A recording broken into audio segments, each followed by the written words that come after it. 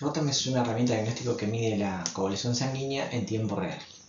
Entonces es fundamental para evaluar la función de la coagulación en pacientes, especialmente en entornos quirúrgicos o en trauma, donde el equilibrio de la coagulación es crítico. Como vamos a ver más adelante, este método de diagnóstico es una herramienta valiosa asociada al algoritmo de tratamiento que ofrecen un proceso de toma de decisiones paso a paso sobre cómo guiar la reposición y qué intervenciones hacer y cuáles no a través de los parámetros que mide el ROTEM. Dependiendo de los valores obtenidos, entonces en el estudio el algoritmo guía al médico sobre qué intervenciones realizar y cuáles no. Siempre van asociados a algoritmos, por lo tanto el ROTEM no se puede utilizar prescindiendo de los algoritmos. Existe un algoritmo diferente, como veíamos en el video anterior, para varias situaciones clínicas como el trauma, la hemorragia obstétrica, el trasplante hepático y la cirugía cardíaca. No disponemos todavía de algoritmos para la cirugía general, fuera de la cirugía cardíaca o el trasplante, pero sí disponemos del de trauma que podemos utilizar en este contexto.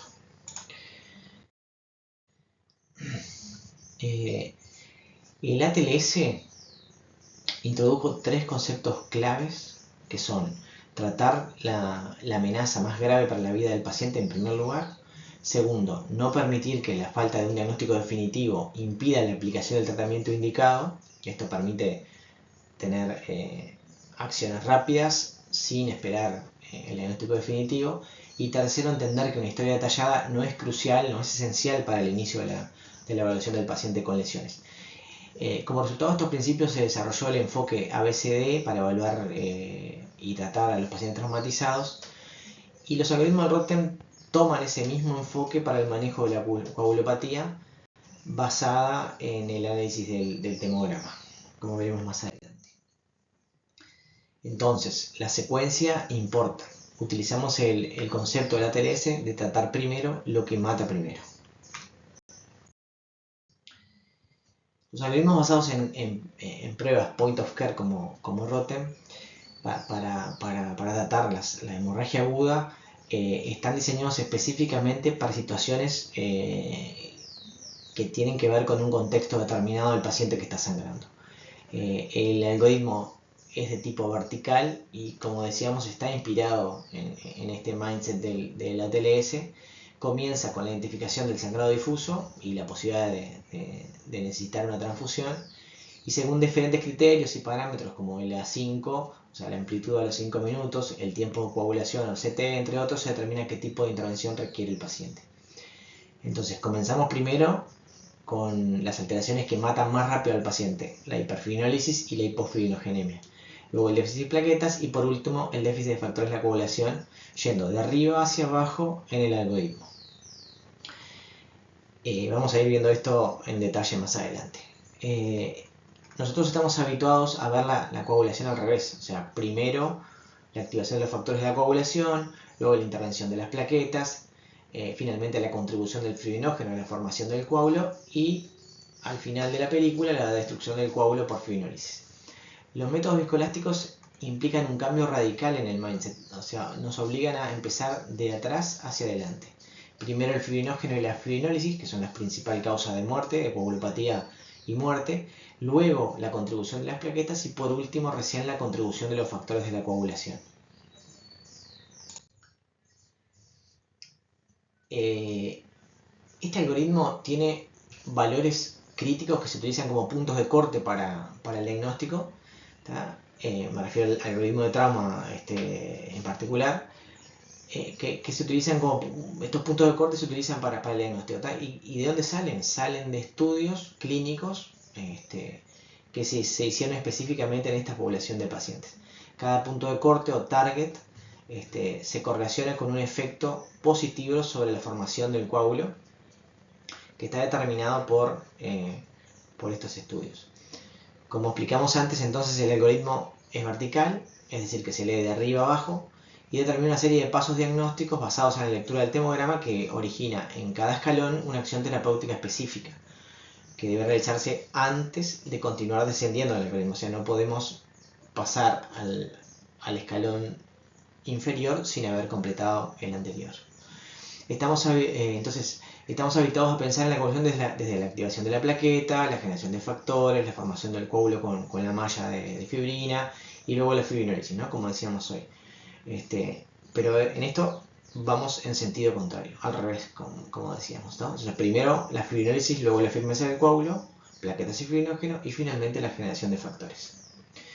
Esto es así por lo que explicamos antes, entonces tenemos que tratar primero lo que mata primero. Y esto es lo que implica un cambio de paradigma que es necesario hacer porque la evidencia dice que de esta manera los resultados en los pacientes son mucho mejores. Primeramente, debemos discriminar el sangrado quirúrgico del asociado a coagulopatía. El sangrado quirúrgico responde a medidas mecánicas de contención del sangrado y el sangrado coagulopático es un sangrado más difuso,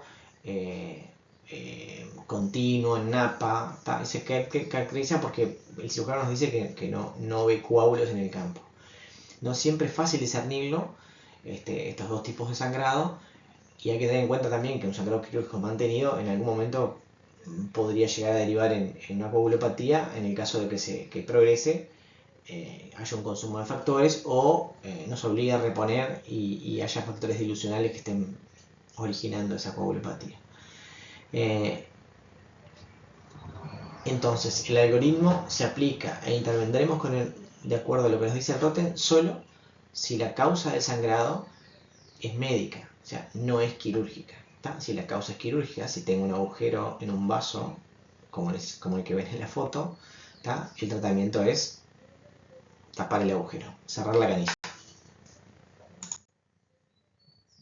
Como ejemplo vamos a ver el algoritmo de trauma, denominado también A5, que está basado en la evidencia de muchos ensayos observacionales e intervencionistas. Es importante destacar que los algoritmos siempre comienzan con la situación clínica, o sea, debemos determinar en qué escenario clínico estamos para poder usarlo.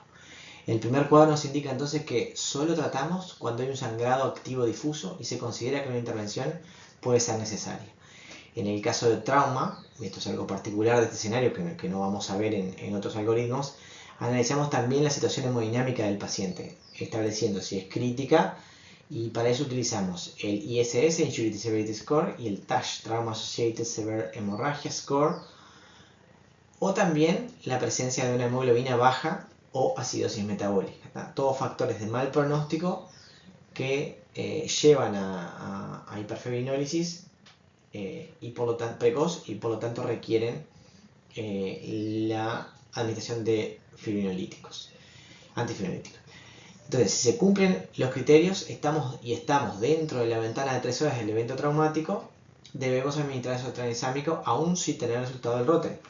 Y esto es cierto porque se ha demostrado que por encima de las 3 horas, más allá de las 3 horas, realizar el tranexámico no solo no mejora la evolución del paciente, sino que la empeora y aumenta las complicaciones.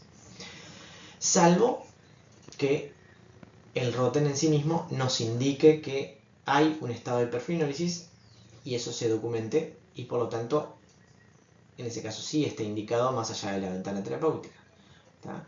Y para esto miramos 3 parámetros: el A5 en el extem, el CT del FIBTEM y la lisis máxima en el extem. Fíjense que son todos excluyentes, o sea que cualquiera de estos 3 que se cumplan, nos indican que debemos hacer antifibrinolíticos a la dosis de 25 miligramos kilo, concretamente hacia otro examen. Entonces, si decimos que hay sangrado difuso, la primera pregunta es si hay hiperfibrinólisis y es necesario administrar el tranexámico en ese caso. Entonces, si estamos más allá, si estamos dentro de la ventana de 3 horas, no habría dudas. Si estamos más allá de la ventana de 3 horas, necesitamos ver estos 3 parámetros. ¿Tá? Cualquiera de estos 3 que se cumpla nos indica la necesidad de administrarlo. ¿Tá? Este estudio es un estudio de Dickman, Gorling y Peters que destaca parámetros claves, ¿tá? Que son esos, o sea, una 5 menor a 35, un CT en el extem, en el FIBTEM mayor a 600, esto es lo que se llama un flat FIBTEM o una línea plana en el FIBTEM, que lo vamos a ver después, o una lisis máxima mayor o igual al 5% a los 60 minutos. Todos criterios de hiperfibrinolisis. Recordamos que en el trauma la hiperfibrinolisis es lo que mata más rápido al paciente y es lo que es necesario tratar rápidamente. Entonces, cuando enfrentamos estos valores, debemos hacer ácido tranexámico en bolo.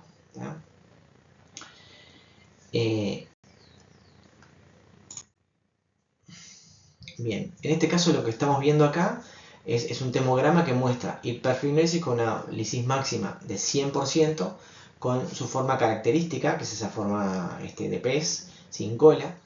Y vemos también que esto se corrige en el APTEM, que es lo que se ve en la figura que está a la derecha, con una lisis máxima de 0. Recordamos entonces que el APTEM contiene aproteína o ácido tranexámico en la muestra, por lo que la reversión de la fibrinólisis en presencia de aproteína confirma el estado de hiperfibrinólisis del paciente y por lo tanto la indicación de administrar fibrinolíticos. En este gráfico observamos una representación clara de cómo la fibrinólisis se manifiesta en diferentes etapas tras un trauma y no es igual su significación en todas las etapas. Fijémonos que el número de pacientes con fibrinólisis fulminante es igual al de las etapas intermedia y tardía, pero sus consecuencias varían dramáticamente. O sea, tenemos el mismo número, pero con consecuencias diferentes, teniendo variables del paciente que son similares, en cuanto al índice de trauma, el score de trauma, el sexo y la edad del paciente. Entonces, lo notable aquí entonces es que la fibrinólisis fulminante tiene una alta mortalidad en la sala de emergencias, como ven ahí. Lo que subraya que la necesidad de que hay que intervenir rápidamente y en forma precisa en esos casos. La supervivencia mejora significativamente en los casos de fibrinólisis intermedia y tardía, lo que indica que el tiempo es un factor crítico en nuestra respuesta. O sea, tratar rápidamente la hiperfibrinosis que se produce en la sala de emergencia, en las primeras etapas del trauma, es imperativo porque la mortalidad de esos pacientes es altísima.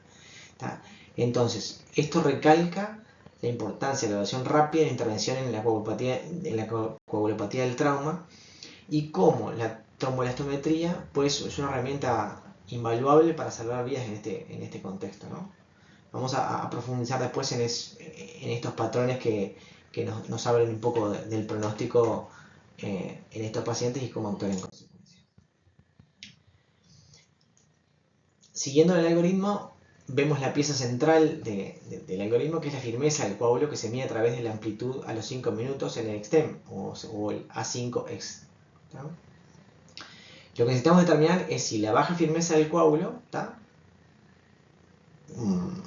traducida por una disminución de la amplitud a los 5 minutos, menor a 35, se debe a la contribución de la a la contribución de la fibrina o a la contribución de las plaquetas. Así que combinamos la amplitud del extem y la del FIBTEM, y si ambas están disminuidas, concluimos que el problema entonces es un déficit de fibrina y debemos aportar fibrinógeno, como en este caso. En este caso ven que tenemos una amplitud en el extem a los 5 minutos de 23, o sea, está por debajo de 35, y el FIBTEM, el A5 del FIBTEM es de 2 milímetros, o sea, está por debajo de 9. Por lo tanto, el diagnóstico es: necesitamos fibrinógeno para mejorar esa firmeza del coágulo. El valor del punto de corte para el FIBTEM, ese valor de 9 milímetros, lo podemos usar como target para determinar cuánto fibrinógeno aportar, calculando la diferencia con el valor obtenido. O sea, contamos con una tabla, que es la que ven arriba, que permite hacer ese cálculo y establecer la dosis de fibrinógeno o de crioprecipitados que debemos aportar al paciente. En este ejemplo el gradiente es 7, por lo que según la tabla debemos aportar entre 3 y 4 gramos para un paciente de 80 kilos. Si un FIBTEM es lo suficientemente amplio, como en este caso, que como ven arriba tiene 15 milímetros en el A5, o sea, está por encima, bastante por encima de 9 milímetros, y la amplitud en el A5 del extem está francamente disminuida, o sea, es menor de 35, tiene 24, entonces concluimos que la firmeza del coágulo está disminuida por un defecto en la contribución de las plaquetas, ya que el fibrinógeno es normal. ¿Tá? Y entonces tenemos que proceder a la administración de plaquetas. ¿Tá? Hay que aclarar que el Rotem no es sensible a la acción de fármacos antiplaquetarios, por lo que no brinda información sobre ellos. ¿Tá? Por esto es necesario realizar otros métodos para evaluar la funcionalidad, como por ejemplo el Verify Now, que no tenemos disponible en nuestro país. Bien, este slide muestra el modelo del ladrillo y el cemento, ¿tá? Para ilustrar la relación que hay entre las plaquetas, que serían el ladrillo, y el fibrinógeno, que sería el cemento en la coagulación. Entonces, tendríamos tres escenarios.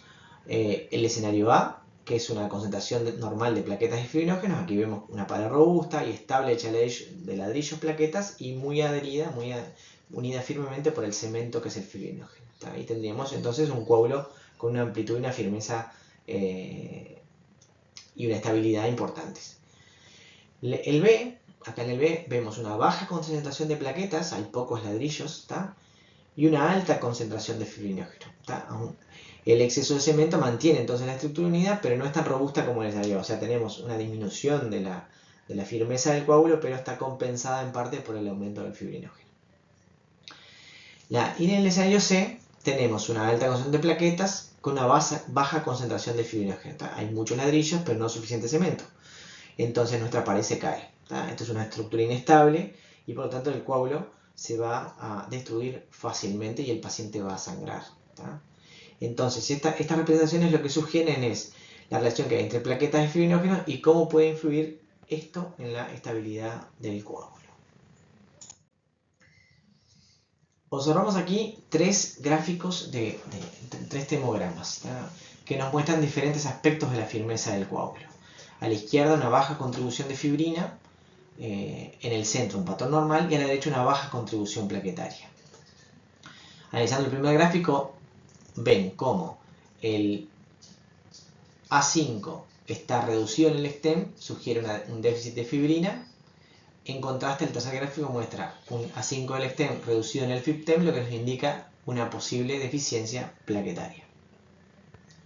Estas diferencias son fundamentales para nuestro enfoque terapéutico. Por ejemplo, en el caso de baja concentración de fibrina, podríamos considerar la administración de concentrados de fibrinógenos o de crioprecipitados. En cambio, para una baja concentración plaquetaria, el tratamiento podría incluir la transfusión de plaquetas.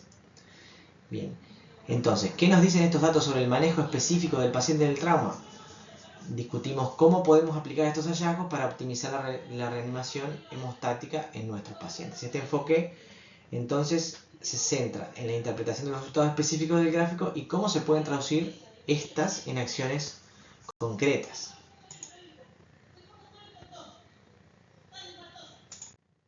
Si seguimos descendiendo en el algoritmo, si la amplitud entonces en el XTEM y en el FibTem son normales, podemos excluir la deficiencia de fibrinógeno o de plaquetas como causa del sangrado.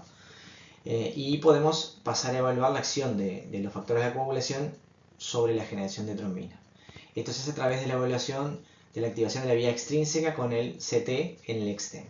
Un valor prolongado en el CT del XTEM con FibTem normal indica déficit de generación de factores y debemos aportarlos ya sea a través de plasma de complejo protrombínico o de plasma fresco congelado. Esto es lo que vemos en el gráfico, ¿no? Si aquí vemos en este temograma, un CT en el XTEM de 119 segundos, cuando el valor normal es hasta 80 segundos, con un FibTem, que no lo vemos aquí, pero es normal, ¿no? Mayor a 9. Entonces, esta prolongación del CT, luego de la administración de complejo protrombínico, 20 unidades kilo, vemos cómo se corrige y el CT se normaliza. Entonces, en este paciente teníamos una prolongación del CT en el XTEM, lo que nos habla de un déficit de factores y disminución de la generación de trombina, que se corrige con la administración de factores a través de complejo protrombínico.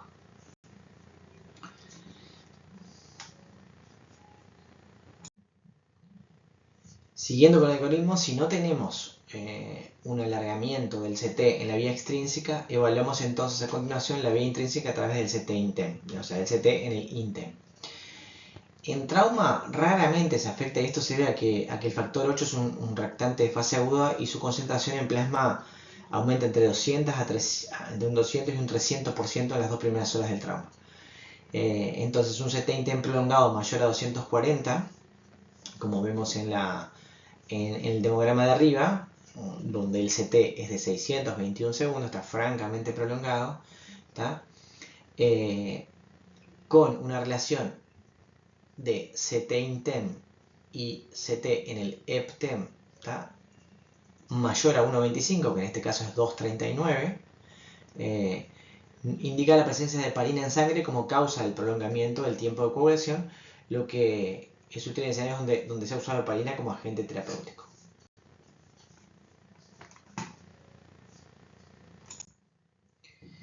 En este gráfico vemos cómo existe una correlación entre este cociente y la concentración de heparina en sangre, lo que muestra la sensibilidad que tiene Rotem para detectar este fármaco en sangre. Finalmente, si todos los parámetros son normales y el paciente sigue sangrando, debemos reevaluar a los 10 a 15 minutos y poner atención a los factores perpetuadores del sangrado, la acidosis, la hipotermia y la hipocalcemia. A este respecto, hay que destacar que el Rotem calienta la muestra que nosotros le suministramos, le agrega calcio, como vimos en el primer video, y corrige el pH con un tampón. O sea que la coagulación que vemos, el termograma que estamos viendo, es con temperatura normal, con normocalcemia y con acidosis corregida. Si nuestro paciente no tiene esas condiciones, o sea, está acidótico, está hipotérmico o está hipocalcémico, podemos tener sangrado aún en situación en la que el Rotem es normal. Entonces, para resumir este último ítem, si la tromboelastometría tiene sus limitaciones. El sangrado que se perpetúa puede estar generado por daño quirúrgico o daño local de los tejidos. Eso no va a estar visible en el Rotem. Como dijimos hoy, adecuadas precondiciones para la coagulación, temperatura, pH, calcio y hemoglobina. Una hemoglobina por debajo de 7 también puede ser un factor perpetuador del sangrado.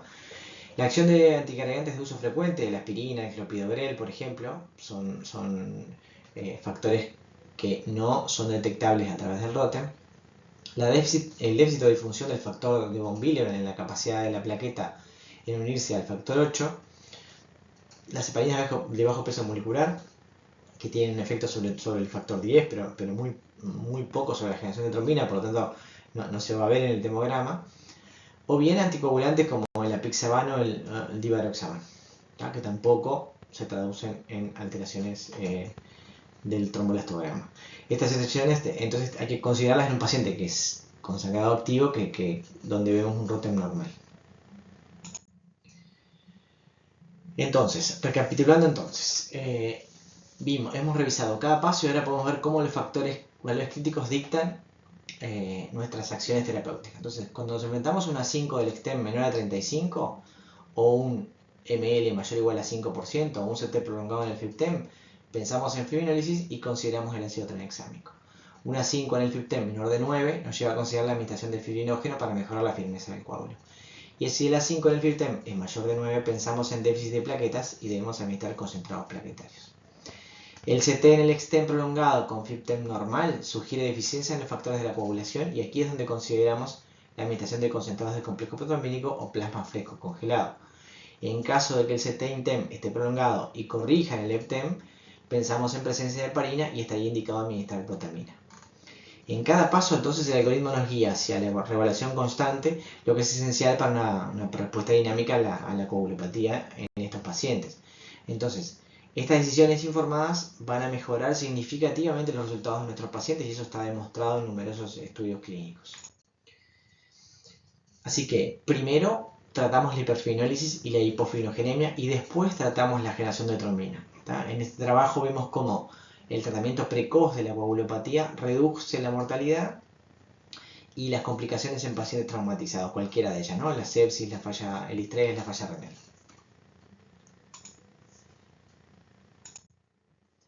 Acá vemos un ejemplo de una cirugía en un paciente politraumatizado. Aquí vemos la utilidad de la tromboelastiometría en tiempo real para guiar nuestra terapia en un paciente con trauma.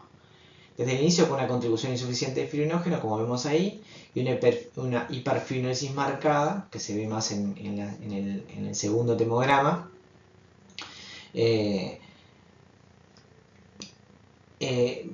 Entonces pasamos a adoptar acciones correctivas específicas que incluyeron el uso de ácido tranexámico, el uso de fibrinógeno, pero que si se fijan, dado que nuestra intervención fue tardía, o sea, hay un retraso de 1 hora prácticamente y luego media hora entre una etapa y la otra, derivó en que la coagulopatía progresó y requirió más administración de hemocomponentes. Donde en este caso lo que subraya es la importancia que tiene la intervención precoz y adecuada, ya que hay que corregir precozmente el déficit de fibrinógeno en este caso para obtener al obtener ya el primer tomograma, y eso seguramente hubiera prevenido la progresión de la coagulopatía. Este estudio nos muestra la importancia de las pruebas viscoelásticas en el trauma de combate, donde el manejo rápido y preciso de la coagulopatía es vital. Hay un número significativo de pacientes y una clara disminución de la mortalidad cuando se usa ROTEM, y estos datos apoyan la implementación de point of care aún en estos escenarios dramáticos. Este metaanálisis también refuerza lo que acabamos de discutir. Si se miran en conjunto varios estudios, vemos una tendencia que es consistente en la reducción de mortalidad en el trauma severo cuando se utilizan test viscoelásticos. Este estudio retrospectivo muestra el uso de ROTEM asociado a una menor mortalidad y un aumento significativo en la aplicación de hemostáticos y transfusiones de glóbulos rojos. El tiempo en que tenemos la información importa también. Estos datos son de implementación de un protocolo de ROTEM en un hospital donde nunca se había usado antes, y se ve que los tiempos de ROTEM, aún en esta situación, son todos sensiblemente más bajos que los test clásicos, lo cual es crucial en situaciones donde se requiere, que son de alta presión clínica y donde se requieren tomar decisiones rápidas, como por ejemplo como es el trauma cerebral, ¿no? Traumático. Por último, en este estudio se enfatiza la utilidad de ROTEM en el manejo de pacientes con lesiones cerebrales aisladas sometidas a craniotomía, ¿no? Esto en neurocirugía, con una tasa de adhesión del protocolo del 85% y una disminución significativa de la incidencia de lesiones hemorrágicas progresivas y reintervenciones en pacientes que fueron manejados con point of care de este tipo. Entonces, todos estos resultados se ven reflejados en las guías del 2019, por ejemplo, del manejo del sangrado agudo grave y la coagulopatía en trauma, donde ya tenemos evidencia de nivel 1B para el uso de los test viscoelásticos.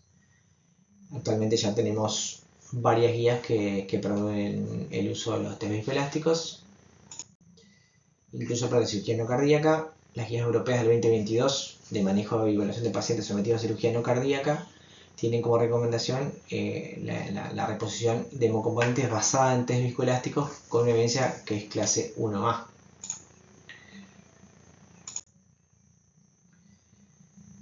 Con esto concluimos entonces el capítulo de ROTEM y los principios básicos en cuanto a su interpretación y al uso clínico.